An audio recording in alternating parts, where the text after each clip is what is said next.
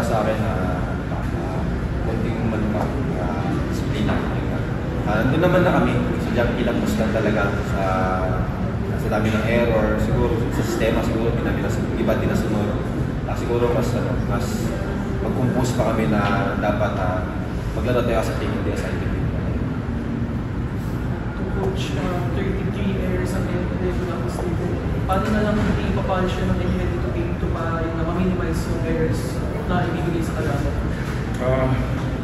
Siguro yun nga, isisihin namin yung pagkakamali namin yun. Although yung mga unforced error namin talaga, start talaga namin mga sa akin, yung game na set. Usually talaga parang sa sarili namin talaga yung kasi alam naman namin na kung ganta importante yung points by points pagka sa dulo na.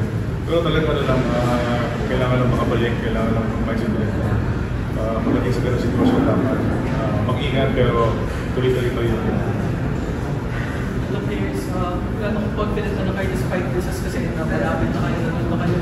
Gano'ng confident na kayo to defend yung crowd kahit ito sa border scenario? Actually, nandun pa rin naman yung kumpiyansa kasi nakita namin na kaya namin Diyan may mga lapses na kami nangyari like after na madominate yung set na yun.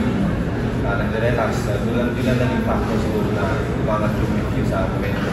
So, yun siguro namin pag-uwi namin sa sarili namin dapat. Doon nga namin dapat, another set dapat ganun pa rin yung mag-relax namin. Yung ginawa mo ba, sa president mas pagbago lang ito. Siyempre, in terms naman sa lineup, sila yung pinaka-impact talaga almost third year and fourth year yung game. Siguro, ito sa mindset talaga, medyo kanina talaga sobrang lumabang sa amin talaga.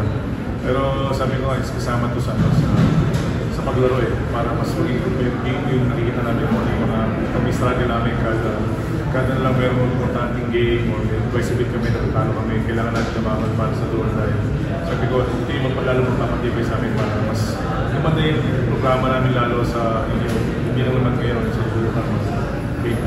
Wala pinagkansa na ma-retain yung ground. So ano yung kailangan mindset ng team right now para may pwersa nyo ang series sa game 3? Siguro mabigat sa pagkanda yung pagkatalo pero kailangan namin siyang alisin sa isip namin kasi alam namin may chance pa rin naman maging makabawi sa game 2. Siguro mas focus pa kami siguro sa sarili mag-start kung paano kami mas mag-prepare di lang sa dorm, di lang sa training, di lang sa sarili siguro. Okay, floor is open.